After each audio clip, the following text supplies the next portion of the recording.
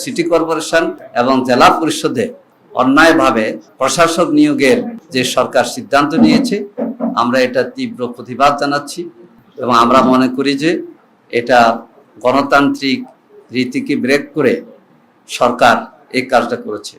আপনারা অবহিত আছেন যে গত 22শে ফেব্রুয়ারি সরকারের স্থানীয় সরকার বিভাগের পক্ষ থেকে 6টি সিটি কর্পোরেশনে প্রশাসক নিয়োগ করা হয়েছে এবং 14 মার্চ 5টি সিটি কর্পোরেশনে প্রশাসক নিয়োগ করা হয়েছে।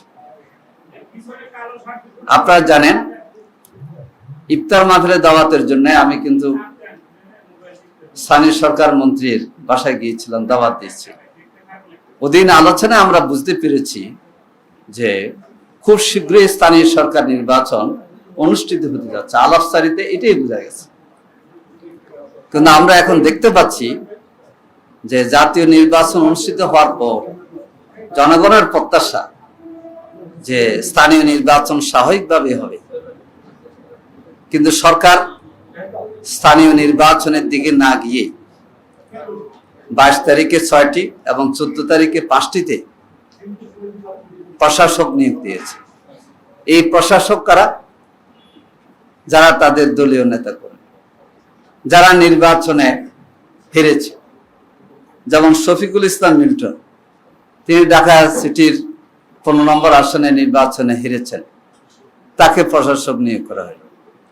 এরপর আমরা দেখি নজরুল ইসলাম মঞ্জু, খুলনা, উনি একটি আসনে হেরেছেন। হার জিত আছে, আমরা ব্যক্তিকে টার্গেট করে কথা বলছি না। আমাদের কথা হচ্ছে গণতান্ত্রিক ধারাবাহিকতার উপর সরকার আঘাত করেছে।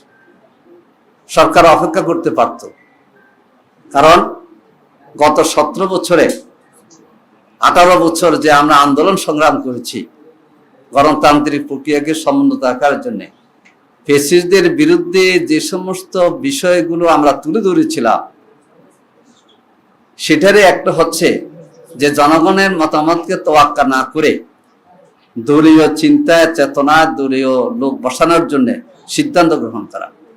সরকার 6টি সিটি কর্পোরেশন, পরে 5টি সিটি কর্পোরেশনের এই নিয়োগ দিয়ে আমরা মনে করি যে জনগণের মতামত এবং জুলাইয়ের যে স্পিড, এটাকে সরকার অবজ্ঞা প্রদর্শন করেছে। সম্মানিত ভাইসব, 15 মার্চ 2026 তারিখে 42টি জেলা পরিষদ প্রশাসক নিয়োগের সরকার ঘোষণা দিয়েছে।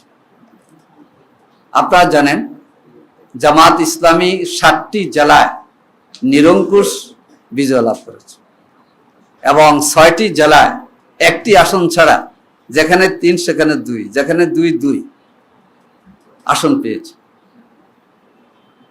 দেখা যায় সরকার 42টি জেলায় তাদের দলীয় লোক নিয়োগ দিয়েছে এবং দলীয় লোক যদি বিশিষ্ট নাগরিক হতো সেটা ভিন্নভাবে চিন্তা করার ছিল, কিন্তু দেখা যায় যারা বিপুল ভোটে হেরেছে, যেমন গাইবান্ধা 3-এ বিএনপির জেলা সভাপতি জামাত ইসলামের প্রার্থীর গাড়ি বিপুল ভোটে হেরেছে, তাকে গাইবান্ধা জেলা পরিষদের প্রশাসন নিয়োগ করা হলো। গাইবান্ধা 5টি আসনের মধ্যে 4টিতে জামাত ইসলামী নির্বাচিত হয়েছে। কুড়িগ্রাম 4টি আসনের মধ্যে 4টাতেই 11 দলীয় জোট, 3টিতে জামাত, 1টিতে এনসিপি জিতেছে। সেখানে যিনি গত নির্বাচনে হেরেছেন তাকে প্রশাসন নিয়োগ দেওয়া হয়েছে। এটা এক ধরনের হাস্যকর বিষয়। আমরা মনে করি স্থানীয় সরকার নির্বাচন সচল হওয়া দরকার এবং জনগণের ভোটে নির্বাচিত প্রতিনিধিরাই এই ক্ষেত্রে এগিয়ে আসুক, যে দলের হোক। এই ক্ষেত্রে সরকার নিজেদের দলের সুবিধা নেওয়ার জন্য নিজেদের দলের লোকদেরকে আগে থেকেই পরিচিত করে এবং মাঠে ভিন্ন একটা অবস্থা তৈরি করার জন্য এই জাতীয় কাজটা করেছে, যেটা একটা গহিত কাজ হয়েছে, যেটা গণতন্ত্রের আচরণের ক্ষেত্রে তারা সে ধরনের ভূমিকার পরিচয় দিতে পারেনি।